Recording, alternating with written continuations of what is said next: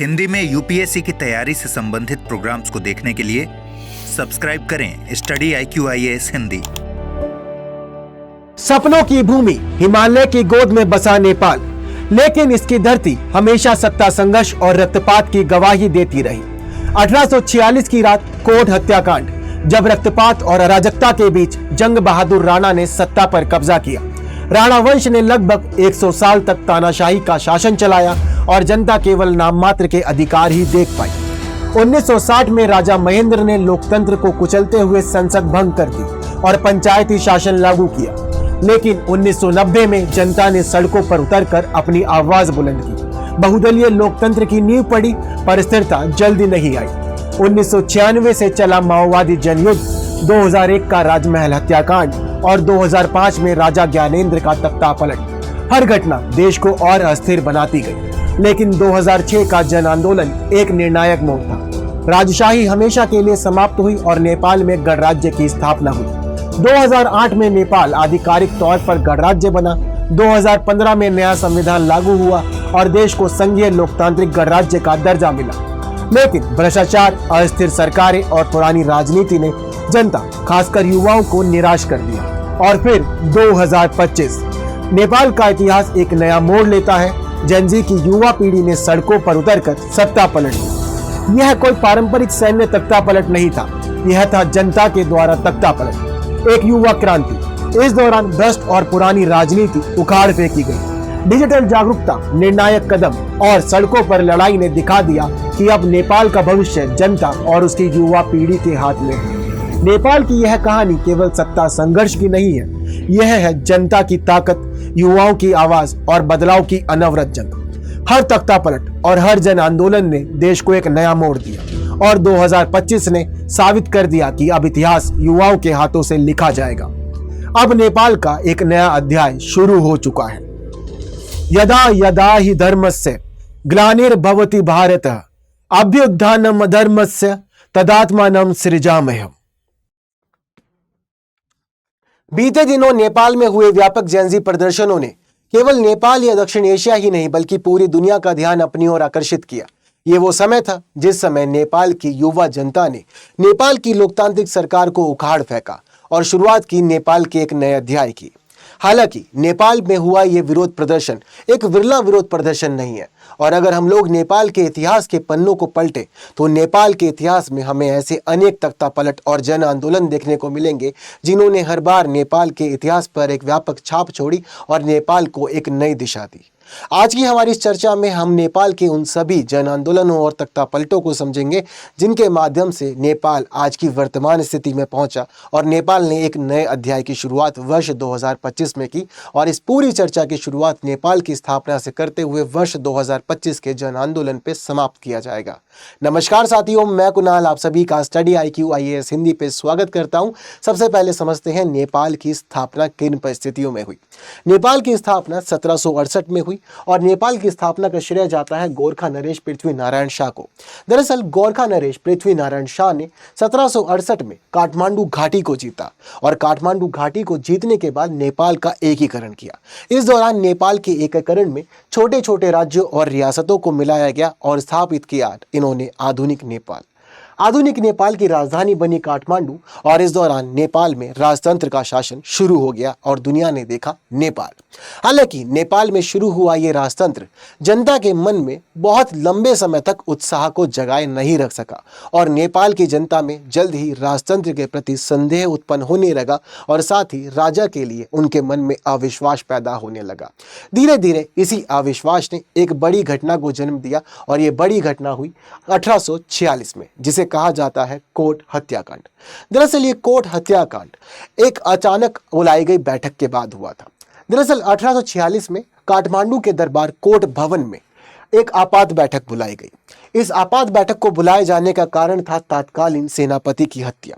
जिस समय यह बैठक बुलाई गई थी उस समय काठमांडू के दरबार में अनेक समूह बैठे हुए थे, जिसमें शाही परिवार, ठकुरी, पांडे और थापा वंश के सामंत और महत्वाकांक्षी जंग बहादुर कुंवर मौजूद थे। अब दरअसल इस दौरान जब ये सभी समूह यहाँ बैठकर बातचीत कर रहे थे तो इसी बातचीत के दौरान इनके बीच में एक सत्ता संघर्ष भड़क उठा और अचानक भड़के इस सत्ता संघर्ष के दौरान ये देखा गया कि जंग बहादुर राणा की सेना ने इस कोट भवन यानी कि काठमांडू के दरबार को चारों तरफ से अपनी सेना से घेर लिया। इस दौरान राणा की सेना इतनी मजबूत और इतनी अधिक संख्या में थी कि केवल कोट भवन को घेरा ही नहीं गया बल्कि कोट भवन में मौजूद 30-40 शीर्ष दरबारी और सामंतों का नरसंहार किया गया। इस नरसंहार के बाद नेपाल में एक बड़ा परिवर्तन हुआ और ये नेपाल में हुआ बड़ा परिवर्तन नेपाल के इतिहास का पहला बड़ा परिवर्तन था। इस दौरान नेपाल की सत्ता के मामले में राजा को केवल प्रतीकात्मक रूप से स्थापित रखा गया और शासन का चेहरा राजा बने रहे। लेकिन वहीं राजा के तहत या राजा से जुड़ा हुआ मुख्तियार का पद, जिसे प्रधानमंत्री भी कहा जाता है, उस पद पर राणा के द्वारा कब्जा कर लिया गया और जंग बहादुर राणा ने प्रधानमंत्री के पद को वंशानुगत बना दिया। इस दौरान राजा केवल प्रतीकात्मक रहा और वास्तविक शक्तियों का उपयोग जंग बहादुर राणा और उसके वंशजों के द्वारा किया गया, यानी कि नेपाल का राजा केवल जनता के लिए एक मुखौटा था, लेकिन वास्तविक सभी शक्तियां जंग बहादुर राणा और उसके वंशजों के पास थी। इसके साथ ही अब नेपाल का एक नया अध्याय शुरू हुआ और नेपाल के इस नए अध्याय में जंग बहादुर राणा और उसके वंशजों ने वो सब नीतियां अपनाई जो उन्हें उचित लगती थी और नेपाल को अपने अनुरूप ढालने का इन्होंने हर प्रयास किया।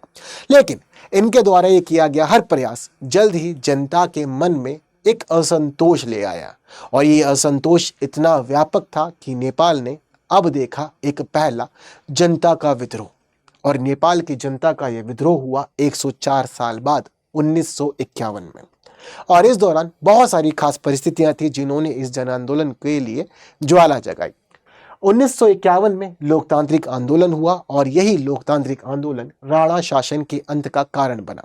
दरअसल जिस प्रकार से बीते घटनाक्रमों के अंदर यानी कि 1846 में राणाओं के द्वारा प्रधानमंत्री के पद को हत्या कर अपने लिए वंशानुगत बना दिया गया और शासन के अधीन सारी शक्तियों का ये इस्तेमाल करने लगे, वहीं राजा केवल प्रतीकात्मक रहा। अब इस दौरान राणा वंश के लोगों के द्वारा जिस प्रकार की नीतियां अपनाई गई थी उसकी वजह से जनता के मन में एक व्यापक असंतोष जन्म लिया। दरअसल इस पूरे के पूरे बीते 104 साल में जनता को राजनीतिक अधिकारों से वंचित कर दिया गया। शिक्षा और विकास की गति बहुत ज्यादा धीमी रही, जनता के पास कोई अधिकार ना रहा और ये वो बड़े कारण थे जिन्होंने नेपाल की जनता को एक बड़ा आंदोलन करने के लिए मजबूर किया। हालांकि इस दौरान हुई कुछ तत्कालीन घटनाओं ने भी योगदान दिया और तत्कालीन घटनाओं में सबसे बड़ा योगदान दिया भारत ने। हालांकि भारत के अंदर इस दौरान जो बड़ा कारक था वो था भारत के अंदर लोकतंत्र की स्थापना। 1947 में स्वतंत्र हुआ भारत अपने लिए नया संविधान तैयार कर और 1950 में नए संविधान को लागू कर एक नए गणतंत्र और लोकतांत्रिक भारत के सफर को शुरू कर चुका था और भारत के अंदर महकी हुई लोकतंत्र की खुशबू नेपाल तक भी पहुंच रही थी और नेपाल से जुड़े हुए अनेक बड़े लोग और नेता उस खुशबू को महसूस कर रहे थे और उनकी चाहत थी कि नेपाल की जमीन पर भी यही खुशबू महके। और इस दौरान भारतीय लोकतंत्र ने नेपाल पर व्यापक प्रभाव डाले। वहीं कुछ खास बड़े नेता जैसे बीपी कोइराला इस लोकतंत्र की परिस्थिति को भली भांति समझते थे और चाहते थे कि नेपाल भी इसी को अपनाते हुए आगे बढ़े। इस दौरान बीपी कोइराला ने लोकतंत्र की मांग की और बीपी कोइराला भारत में बसे नेपाली बुद्धिजीवी और एक बड़े नेता थे। बीपी कोइराला की पार्टी नेपाल कांग्रेस पार्टी ने इस दौरान एक बड़े जन आंदोलन को शुरू करने की तैयारी की और इन्होंने आगे कदम बढ़ाए। हालांकि केवल नेपाली कांग्रेस पार्टी या बीपी कोइराला ही इन सभी मामलों में जिम्मेदार नहीं थे, इनको कई पहलुओं से समर्थन मिला और एक बड़ा समर्थन मिला इन्हें नेपाल के शाह वंश के राजा से। दरअसल नेपाल के शाह वंश के राजा त्रिभुवन राणा के शासन से बिल्कुल भी संतुष्ट नहीं थे और राजा केवल प्रतीकात्मक ही थे, बल्कि वास्तविक शक्तियां तो राणाओं के द्वारा ही इस्तेमाल की जा रही थी और शासन पे उनका ही नियंत्रण था। अब इस दौरान वे लोग भी राणाओं के इस शासन से खुश नहीं थे और प्रतीकात्मक राजा बनकर रहना नहीं चाहते थे। अब इस पूरे घटनाक्रम में जब इन्होंने देखा कि एक लोकतांत्रिक आंदोलन खड़ा हो रहा है तो इन्होंने भी लोकतांत्रिक आंदोलन को समर्थन दिया। हालांकि इस लोकतांत्रिक आंदोलन को भारत का भी समर्थन मिला और भारत ने भी यही चाहत रखी कि नेपाल में लोकतंत्र की स्थापना की जाए।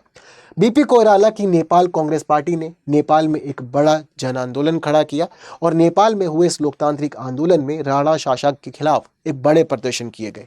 राणा शासन के खिलाफ हुए बड़े प्रदर्शनों में राणा शासन को उखाड़ फेंका गया और राणा शासन को हटाकर अब शुरुआत हुई नेपाल में लोकतंत्र की, क्योंकि मुख्य आधार इस दौरान आंदोलन का लोकतंत्र की स्थापना ही था।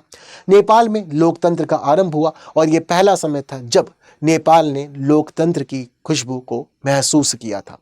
अब नेपाल में लोकतंत्र की स्थापना तो हुई और नेपाल के लोकतांत्रिक दलों ने अंतरिम सरकार की स्थापना भी की, लेकिन दरअसल नेपाल एक स्थायी अवस्था में ना पहुंच सका और नेपाल के अंदर अनिश्चितताएं बरकरार रही और राजनीतिक अस्थिरता बनी रही। और इसी राजनीतिक अस्थिरता के कारण अब जब लोकतांत्रिक सरकार चल रही थी तो हुआ सरकार के तहत एक तख्ता पलट, और इस तख्ता पलट किया गया राजा के द्वारा। अब दरअसल जो ये नई स्थितियां थी, उन नई स्थितियों में फिर दोबारा राजा को उभरने का मौका मिला, क्योंकि राणाओं के हाथ से सत्ता जा चुकी थी और अब फिलहाल राजा को कोई भी ऐसा मजबूत व्यक्ति या फिर कोई मजबूत समूह या कोई मजबूत परिवार देखने को नहीं मिल रहा था जो आगे नेपाल को नई दिशा दे सके। इस दौरान लोकतांत्रिक व्यवस्था अनेक दलों की व्यवस्था थी, तो राजा को महसूस हुआ कि इस व्यवस्था को तोड़ना आसान है, क्योंकि लोग अलग अलग हैं और अलग अलग लोगों को पार्टी के आधार पर जोड़ के रखना मुश्किल है और इसीलिए इनको तोड़ा जाना आसान है। अब नेपाल का लोकतंत्र जो 1951 में शुरू हुआ था, अब इसको मिलती है एक नई दिशा।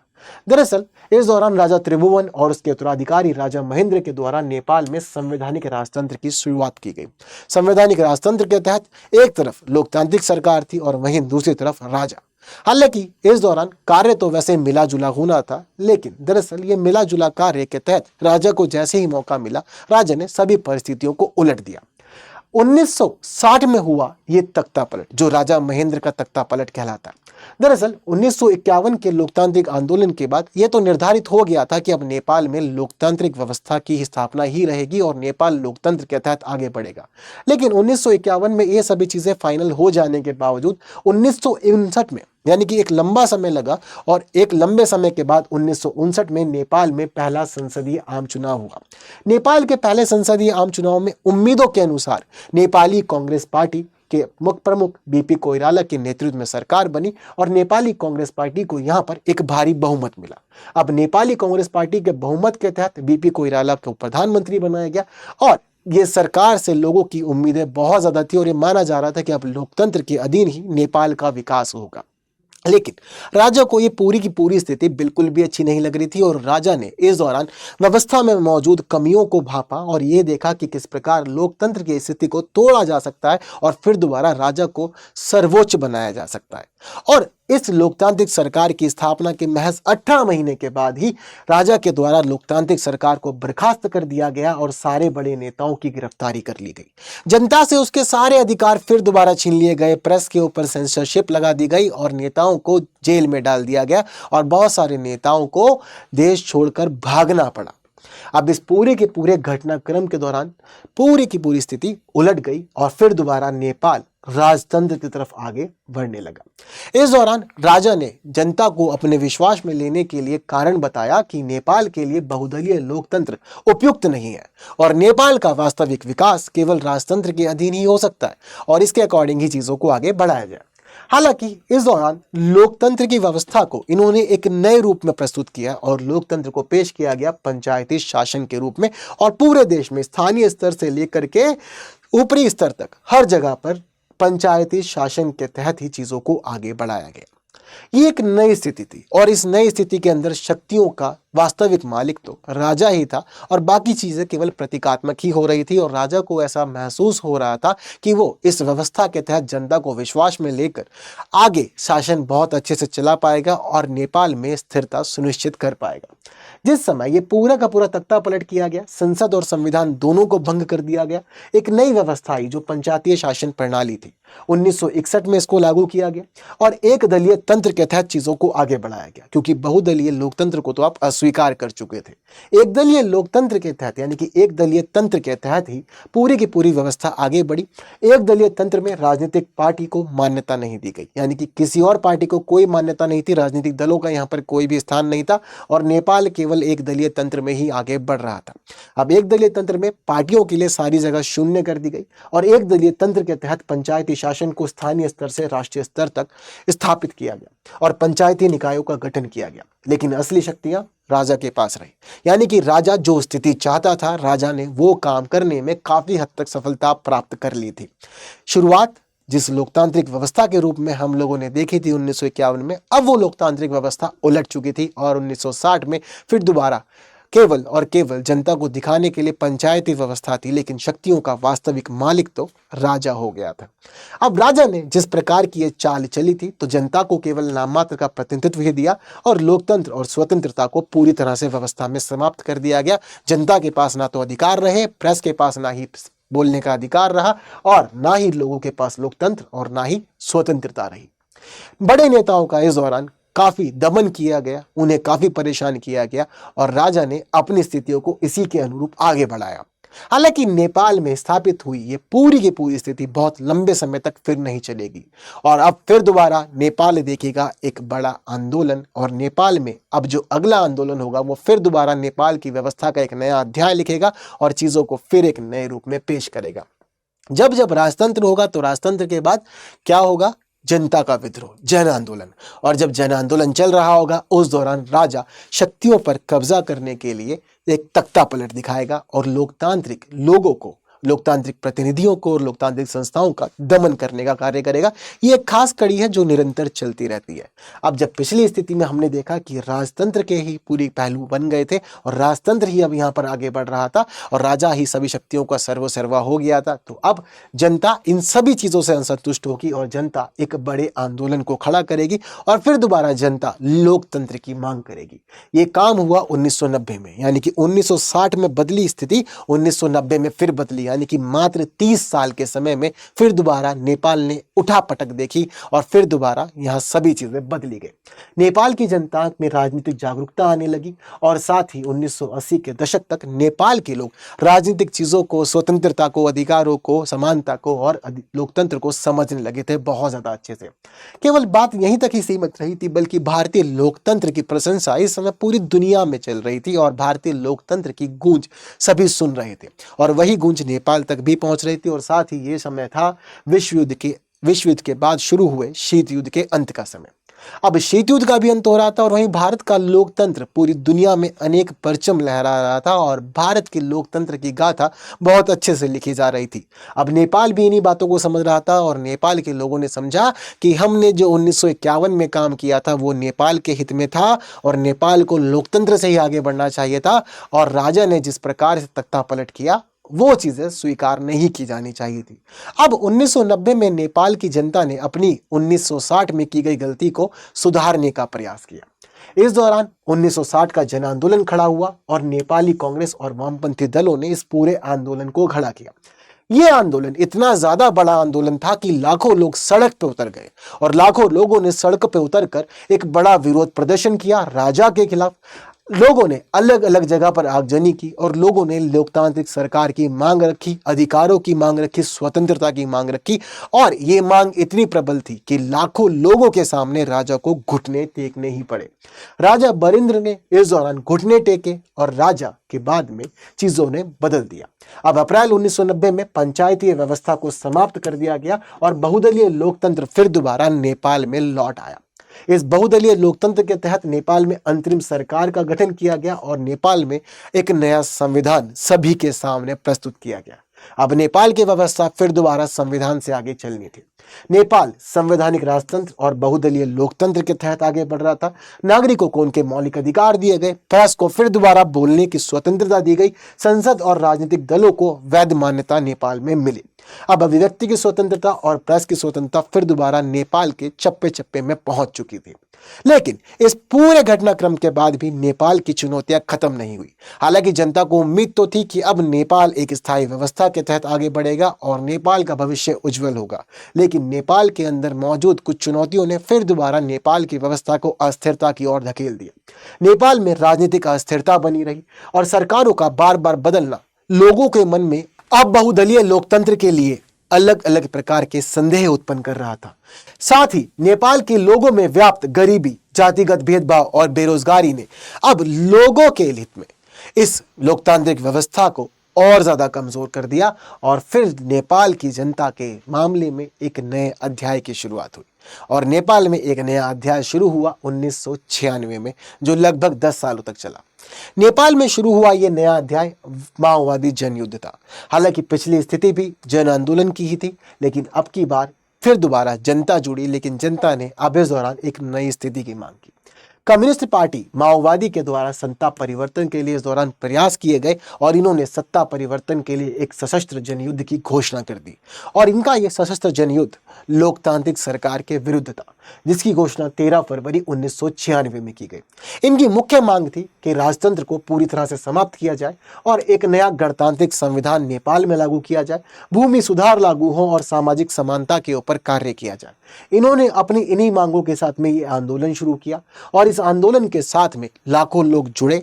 लाखों लोगों के जुड़ने के साथ ही 17,000 से ज्यादा लोगों ने बीते 10 सालों के दौरान एक बड़ा बलिदान दिया। और ये पूरे के पूरा घटनाक्रम पुलिस, सेना और माओवादी विद्रोहियों के बीच में संघर्ष का काल रहा। इस दौरान इनके बीच आपस में अनेक प्रकार की झड़पें हुई, लोगों को जान गंवानी पड़ी और चीजें आगे संघर्ष में बढ़ती रही। लाखों लोग इस दौरान विस्थापित हुए। अब इस दौरान नेपाल पूरी तरह से अशांत हो चुका था और ये नेपाल की अशांत स्थिति पूरी दुनिया के तहत एक खास आकर्षण का बिंदु बन चुकी थी। अब भारी हिंसा देखी जा रही थी और इस भारी हिंसा के दौरान चीज़ों को संतुलित करने का प्रयास किया जा रहा था। ग्रामीण क्षेत्र में पीपल्स गवर्नमेंट बनाई गई, जो एक प्रकार की समानांतर सरकार के रूप में कार्य कर रही थी। और जो ये माओवादी जनयुद्ध था, इस माओवादी जनयुद्ध ने सबसे पहले ग्रामीण क्षेत्र को ही टारगेट किया। सबसे पहले ग्रामीण क्षेत्र के लोगों को अपने विश्वास में लिया, वहां पर सरकारें स्थापित की, वहां से चीज़ों की शुरुआत की और ग्रामीण नेपाल को जोड़ते हुए इन्होंने एक व्यापक राष्ट्रीय जन युद्ध शुरू किया और जन युद्ध को आगे बढ़ाया। तो शुरुआत ग्रामीण रूप से ही इनकी हुई थी। हालांकि सभी चीजें ठीक ठाक चल तो रही थी, सब कुछ ठीक ही था और अभी तक नेपाल की जनता राजतंत्र और साथ ही एक नई सत्ता और एक नए संविधान के बीच में संशय में पड़ी ही हुई थी कि 2001 में नेपाल में एक बड़ी घटना हुई और नेपाल में 2001 की घटना ने पूरे के पूरे नेपाल के इतिहास को अब एक बड़ा मोड़ दिया। 2001 में नेपाल में होती है घटना नारायण हिटी राजमहल हत्याकांड और इसने राजतंत्र की साख पर एक गहरा प्रहार किया। क्या हुआ था नारायण हिटी राजमहल हत्याकांड में, आइए अच्छे से समझते हैं। राजमहल हत्याकांड 1 जून 2001 और 1 जून 2001 की यह रात नेपाल के इतिहास की आज भी सबसे ज्यादा अजीब रात मानी जाती है। दरअसल 1 जून 2001 की रात को नारायण हिटी राजमहल में शाही परिवार का साप्ताहिक भोज सामान्य रूप की तरह ही शुरू हुआ। अब दरअसल जब यह साप्ताहिक भोज शुरू हुआ तो अचानक से इस साप्ताहिक भोज में बहुत सारी गोलियों की बौछार हुई और इन गोलियों की बौछार में राजा बरिंद्र के साथ ही रानी ऐश्वर्या, युवराज दीपेंद्र और इनके साथ ही परिवार के 9 और सदस्यों की हत्या कर दी गई। सभी के मन में यह बड़ा प्रश्न था कि राजमहल में ये गोलियां किसने चलाई और किसने पूरे के पूरे शाही परिवार को एक ही झटके में समाप्त कर दिया। जांच के बाद यह सामने आया कि इस पूरी की पूरी घटना का जिम्मेदार युवराज दीपेंद्र है और युवराज दीपेंद्र ने नशे की हालत में बहुत सारी गोलियां चलाई और गोलियां चला के सबको मार दिया और बाद में खुद को भी मार लिया। हालांकि युवराज दीपेंद्र की मौत यहां घटनास्थल पर ही नहीं हुई, युवराज दीपेंद्र कोमा में चले गए, लेकिन कुछ समय के बाद यानी कि कुछ ही दिनों के बाद युवराज दीपेंद्र को राजा घोषित किया, लेकिन युवराज दीपेंद्र की जान चली गई।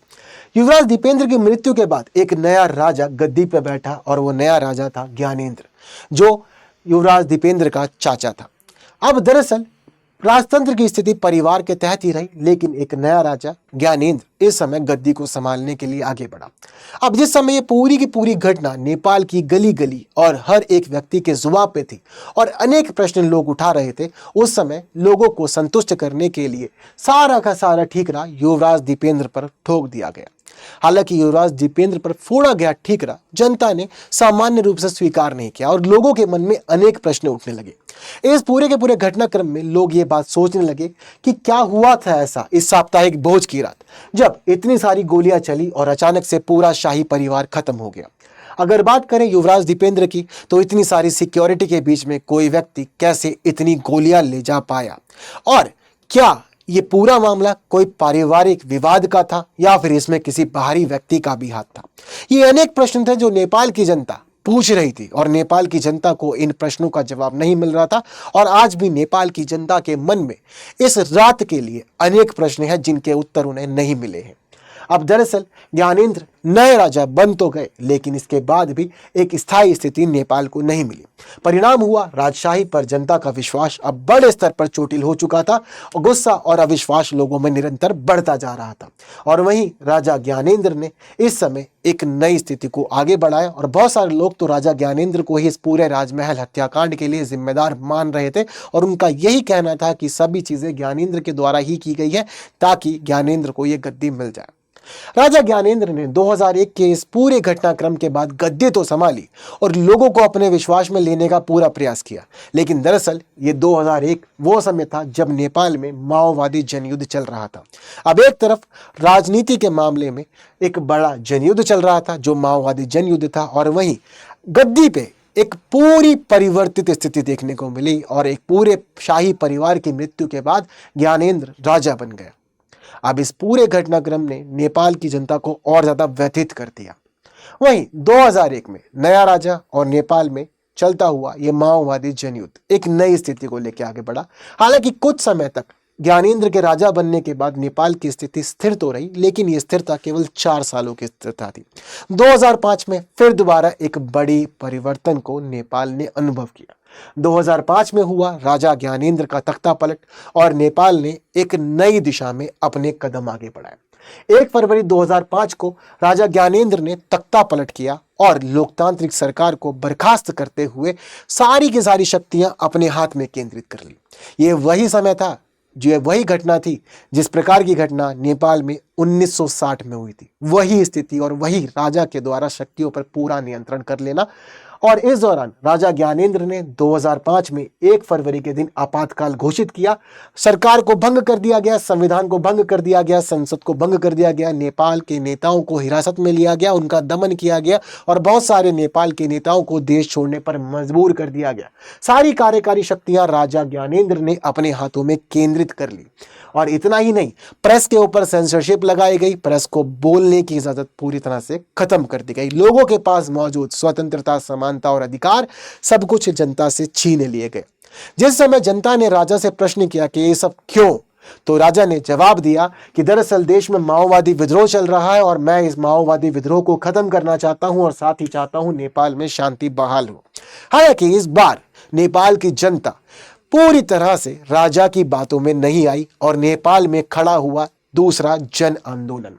अप्रैल 2006 में नेपाल में दूसरा जन आंदोलन हुआ और साथ ही माओवादी दलों की साझेदारी से राजा को बहुत सारी परेशानियों का सामना करना पड़ा। यह ऐसा जन आंदोलन था जिसमें लाखों लोग सड़क पर उतर गए और लाखों लोगों ने सड़क पर उतर के स्वतंत्रता, अधिकार की मांग की और साथ ही लोगों ने कहा कि हमें लोकतंत्र चाहिए, हमें राजशाही के तहत आगे नहीं बढ़ना है। जन आंदोलन और माओवादी दलों के बीच ये साझेदारी पूरी तरह से सफल हुई। राजा घुटने टेकने पर मजबूर हुआ। अंत में राजा ज्ञानेंद्र ने घुटने टेके और लाखों लोगों की यह बड़ी जीत हुई। और इस बड़ी जीत में अंतर्राष्ट्रीय दबावों ने भी काफी काम किया, क्योंकि भारत के साथ साथ पश्चिमी देश भी चाहते थे कि नेपाल में लोकतंत्र ही स्थापित हो। तो इसके बाद 24 अप्रैल 2006 को राजा के पद को यहां पर समाप्त किया गया, राजा को पद से हटाया गया और नेपाल में संसद बहाल कर दी गई और सत्ता वापस राजनीतिक दलों को सौंप दी गई। माओवादी राजनीति की मुख्य धारा से जुड़ गए और इस दौरान नेपाल ने फिर दोबारा लोकतंत्र की तरफ कदम आगे बढ़ाए। लेकिन इस बार लोकतंत्र की तरफ बढ़ाए गए ये कदम एक नई स्थिति के साथ थे और इस दौरान इन्होंने एक नया जामा पहना हुआ था। दरअसल इस बार केवल नेपाल में लोकतांत्रिक व्यवस्था की स्थापना ही नहीं हुई, बल्कि नेपाल को एक गणराज्य भी घोषित किया गया और यह काम हुआ 2008 में। 2006 में हुए इस पूरे के पूरे परिवर्तन के बाद अब धीरे धीरे स्थितियों को एक नया रूप दिया जा रहा था। 2008 में संविधान सभा ने नेपाल को गणराज्य घोषित किया और ये 240 सालों के बाद था जब नेपाल में राजशाही को हमेशा हमेशा के लिए समाप्त कर दिया गया, क्योंकि नेपाल की जनता बीते 240 सालों में राजशाही के महत्व को ना तो बहुत अच्छे से जान पाई, ना ही वो समझ पाई और ना ही नेपाल की जनता को लगा कि राजशाही से नेपाल का भविष्य तय हो पाएगा। इसीलिए नेपाल की जनता ने दुनिया के तमाम लोकतांत्रिक और गणराज्य देशों की तरह ही आगे बढ़ने का निश्चय किया और नेपाल में राजशाही को 240 सालों के बाद समाप्त कर दिया गया। हालांकि ये वो घटना भी थी जब दुनिया का एकमात्र हिंदू राष्ट्र का अस्तित्व ही बदल दिया गया और इसी समय नेपाल को एक हिंदू राष्ट्र से धर्मनिरपेक्ष राज्य के रूप में परिवर्तित कर दिया गया। अब नेपाल एक गणराज्य बन चुका था और नेपाल की व्यवस्था चल रही थी लोकतंत्र के अधीन। और इसके बाद नेपाल में आया एक नया संविधान जो 2015 में आया और इसके बाद नेपाल के अंदर एक नई स्थिति अनुभव की गई। 20 सितंबर 2015 को नेपाल को नया संविधान प्राप्त हुआ। संघीय लोकतांत्रिक गणराज्य नेपाल को घोषित कर दिया गया। नेपाल को 7 प्रांतों में विभाजित कर दिया गया। इस दौरान नेपाल को धर्मनिरपेक्ष राज्य के रूप में पुष्टि दी गई और नागरिकों को उनके मौलिक अधिकार दिए गए। प्रेस को बोलने की आजादी दी गई और नेपाल की जनता स्वतंत्रता, समानता और साथ ही अपने अधिकारों के साथ आगे बढ़ने लगी। अब सभी को यह उम्मीद थी कि हाँ, नेपाल का भविष्य अब कोई नया आंदोलन नहीं देखेगा और नेपाल में स्थिरता बनी रहेगी। नेपाल की इसी स्थिरता के तहत सभी चीजें आगे बढ़ी। हालांकि इस दौरान मधेसी और थारू समुदायों के लोगों ने कुछ बड़े आंदोलन तो किए, लेकिन ये कुछ सफलता प्राप्त ना कर सके। नेपाल अब लोकतांत्रिक और गणराज्य हो चुका था, पर क्या नेपाल की समस्याएं समाप्त हुई? नहीं। इस पूरी की पूरी स्थिति के बावजूद अब पहले लोगों को लगता था कि राजतंत्र ही हमारी समस्याओं की मुख्य जड़ है। अब इस नई स्थिति के अंदर लोगों को यह महसूस होने लगा था कि हम लोग लोकतांत्रिक गणराज्य में अच्छे से आगे बढ़ेंगे, लेकिन फिर भी नेपाल को स्थिरता नहीं मिली। नेपाल अभी भी चुनौतियों से घिरा रहा। 2008 से 2025 के बीच नेपाल में लगातार सत्ता परिवर्तन जारी रहा, राजनीतिक अस्थिरता बनी रही। अनेक लोग इस दौरान पद पर बैठे, प्रधानमंत्री की जिम्मेदारी संभाली, लेकिन कोई भी एक स्थायी प्रधानमंत्री ना बन सका।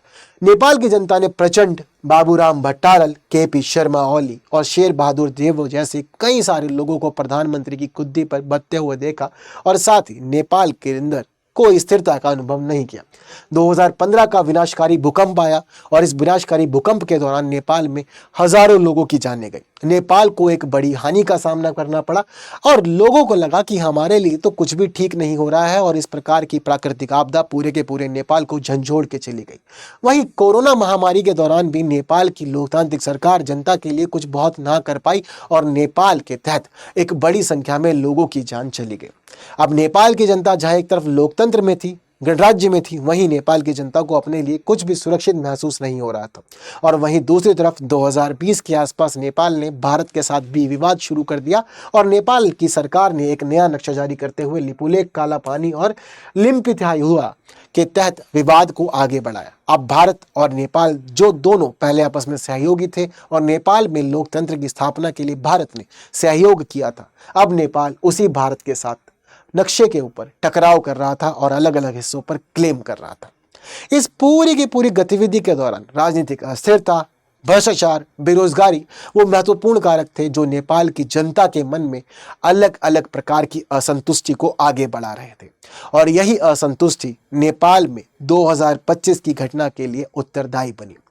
नेपाल में लगातार अस्थिरता जारी रही, राजनीति के तहत सरकारें आती रही, जाती रही, उलट पलट होते रहे, जनता बेरोजगारी में रही, जनता गरीबी में रही और इस दौरान जनता को रोजगार के लिए अनेक प्रकार के प्रयास करने पड़ रहे थे, पर फिर भी कोई भी प्रयास सफल नहीं हो रहा था।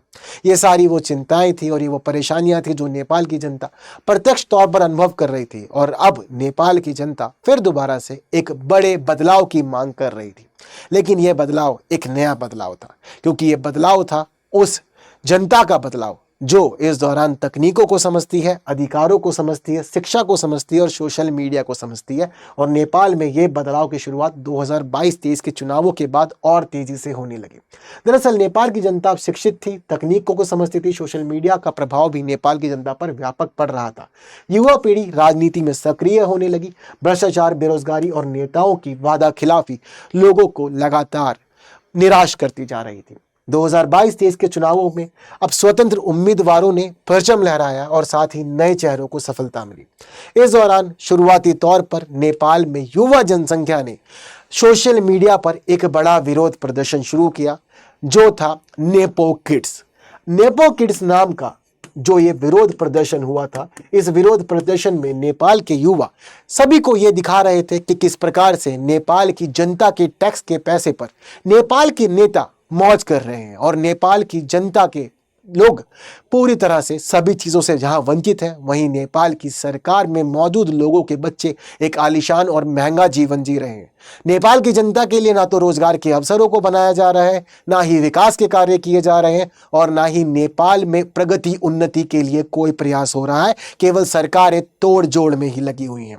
अब इन सभी स्थिति से पूरी तरह से लोग नाराज हुए। लोगों के मन में लगातार रोष और क्रोध बढ़ता जा रहा था और इसी दौरान नेपाल में एक नया जन आंदोलन हुआ। हालांकि ये जन आंदोलन नहीं होता अगर नेपाल की सरकार खुद सोशल मीडिया पर प्रतिबंध नहीं लगाती। दरअसल नेपाल की जनता शुरुआत में केवल सोशल मीडिया प्लेटफॉर्म तक ही सीमित थी और सोशल मीडिया के माध्यम से ये अपनी बातों को सबके सामने प्रस्तुत कर रहे थे और नेपाली नेताओं के बच्चों के आलीशान जीवन को प्रस्तुत कर रहे थे। लेकिन अचानक से नेपाल की सरकार ने नियमों का पालन नहीं किए जाने के कारण और रजिस्ट्रेशन ना करने के कारण सोशल मीडिया के ऊपर बैन लगाया। सारे के सारे एप्लीकेशंस को जो भी रजिस्टर्ड नहीं थे उनको बैन कर दिया गया और अब नेपाल के युवाओं के पास अपनी बातों को प्रस्तुत करने के लिए कोई मंच ना बचा। और ये वही कारण था और ये वही स्थिति थी जिसने नेपाल की युवा जनसंख्या को, जेन ज़ी जनसंख्या को सड़क पर उतरने के लिए मजबूर किया। इस दौरान लाखों लोग नेपाल की सड़कों पर उतरे, पर ये सारे नेपाल के युवा थे। इन सभी ने नेपाल की सड़क पर उतरकर नेपाल की सरकार को सीधा चुनौती दी। नेपाल के नेताओं के साथ मारपीट हुई, पूर्व प्रधानमंत्रियों के साथ मारपीट हुई और वहीं अन्य मंत्रियों के साथ भी इसी प्रकार का व्यवहार हुआ। हालांकि तत्कालीन प्रधानमंत्री केपी शर्मा ओली अपनी जान बचाने में और देश से भागने में सफल तो हुए, लेकिन नेपाल में संसद, राष्ट्रपति भवन ऐसी प्रमुख संस्थाओं में आग लगा दी गई। और नेपाल की जनता के इस सभी कार्य के पीछे का कारण था नेपाल का बदलाव। अब जनता फिर दोबारा नेपाल में बदलाव चाहती थी और नेपाल में बदलाव हुआ। अंतरिम सरकार की स्थापना हुई और नेपाल के नए चुनावों के लिए तारीखों की घोषणा कर दी गई। अब नेपाल की जनता फिर दोबारा नेपाल के लिए एक नया अध्याय लिख रही है, लेकिन कब तक? नेपाल में लिखा गया यह नया अध्याय इस तख्ता पलट और इस सत्ता संघर्ष की स्थिति के मामले में कुछ नई चीजों को लेकर तो आया है। जेन ज़ी जनसंख्या के कारण नेपाल में अब नई किरणें तो चमकने लगी है, लेकिन क्या ये नई किरणें लंबे समय तक रहेगी? क्योंकि नेपाल का इतिहास तो ऐसी अनेक प्रकार की परिस्थितियों को पहले ही देख चुका है। पहले भी अनेक आंदोलन हुए और अनेक तख्तापलट हुए, लेकिन कोई भी घटना नेपाल को स्थायित्व रूप ना दे पाई। और आज भी नेपाल की जनता के मन में कुछ प्रश्न ऐसे हैं जिनका उत्तर नेपाल की जनता को नहीं मिला। राजमहल हत्याकांड की रात क्या हुआ था, आज भी लोग ये जानना चाहते हैं। और कौन था इस पूरे के पूरे हत्याकांड का जिम्मेदार? क्या थे इस दौरान उत्तरदायी कारण, जो नेपाल की जनता को नहीं पता? और आज भी नेपाल की जनता इस प्रश्न के उत्तर की खोज कर रही है। दूसरा प्रमुख प्रश्न, नेपाल के राजाओं ने कई बार तख्तापलट किया, लोकतांत्रिक सरकारों को हटाया। चाहे बात करें 1960 की या बात करें हम 2001 की, ये दोनों ही ऐसी खास घटनाएं थी जब नेपाल के राजाओं ने लोगों को उनके अधिकारों और शांति और स्थायित्व का कई वादा किया, लेकिन फिर दोबारा स्थिति बदली नहीं और अस्थिरता बनी रही। तो ये जो नेपाल के राजाओं के द्वारा आपातकाल के दौरान अनेक तर्क दिए गए थे, इसमें कितनी सच्चाई थी नेपाल के लोग आज भी ये जानना चाहते हैं। और विदेशी हस्तक्षेप और भारत की भूमिका नेपाल में हुए सभी आंदोलनों के दौरान कितनी प्रमुख रही है और किस प्रकार इन दूसरे देशों ने नेपाल में भूमिका निभाई है, आज भी नेपाल की जनता इन प्रश्नों के उत्तर ढूंढ रही है और चीजों को जानना समझना चाहती है। लेकिन फिलहाल नेपाल अपने लिए एक नए अध्याय की शुरुआत कर चुका है और नेपाल का एक नया अध्याय 2025 से लिखा जाएगा। लेकिन नेपाल के शुरू हुआ यह नया अध्याय कुछ प्रश्न लेके भी चल रहा है और वो प्रश्न है कि नेपाल का यह नया अध्याय कब तक चलेगा और क्या रहेगी इसकी स्थिति। इस मामले में क्या है आपके विचार, मुझे कमेंट में जरूर बताइएगा। और अगर नेपाल को स्थिर होना है तो उसके लिए क्या उपाय करने पड़ेंगे, या फिर नेपाल में फिर दोबारा एक बड़ा परिवर्तन अनुभव किया जाएगा। इन सभी बातों को कमेंट बॉक्स में मुझे जरूर बताएं। और इसी के साथ हम लोग आज की अपनी इस चर्चा को विराम देते हैं। आप लोग के लिए कुछ महत्वपूर्ण इन्फॉर्मेशन है और पहली महत्वपूर्ण इन्फॉर्मेशन ये है कि अगर आप लोग द हिंदू की क्लास से जुड़ना चाहते हैं और हिंदी में द हिंदू का एक अच्छा एनालिसिस देखना चाहते हैं तो जुड़िए हमारे साथ रोज सुबह 9 बजे, जहां न्यूज एनालिसिस के साथ साथ एडिटोरियल डिस्कशन भी किया जाता है। और फिलहाल सबसे खास बात यह है कि स्टडी IQ में 20 मिलियन सब्सक्राइबर्स पूरे होने की वजह से आपके लिए एक खास उपहार है। दरअसल स्टडी आईक्यू का परिवार अब 20 मिलियन का परिवार हो गया है। जो स्टडी आईक्यू का मेन यूट्यूब चैनल है वो 20 मिलियन प्राप्त कर चुका है और आप सभी लोगों के प्यार और सहयोग की वजह से ये हुआ है। और 20 मिलियन सब्सक्राइबर्स पूरे होने की वजह से स्टडी आईक्यू ने फिलहाल आपको एक गिफ्ट दिया है कि आप स्टडी आईक्यू का कोई भी कोर्स ले सकते हैं 20,000 रुपए में। ये एक बड़ा डिस्काउंट है आप सभी लोगों के लिए और एक खास तोहफा है जो केवल अवेलेबल है 30 सितंबर तक के लिए। तो आपको यूज करना है कोड KL Live। आप KL Live कोड कीजिए यूज और उठाइए लाभ इस खास उपहार का। बाकी आप जुड़ सकते हैं मेरे साथ टेलीग्राम, इंस्टाग्राम, फेसबुक और एक्स, और साथ ही QR कोड स्कैन करके पहुंच सकते हैं हमारे साथ टेलीग्राम चैनल पे, जहां हम लोग लगातार डिस्कशन भी करते हैं और साथ ही हमारी बाकी बातें भी वहीं होती है और सभी महत्वपूर्ण सूचनाएं भी वहीं शेयर की जाती है।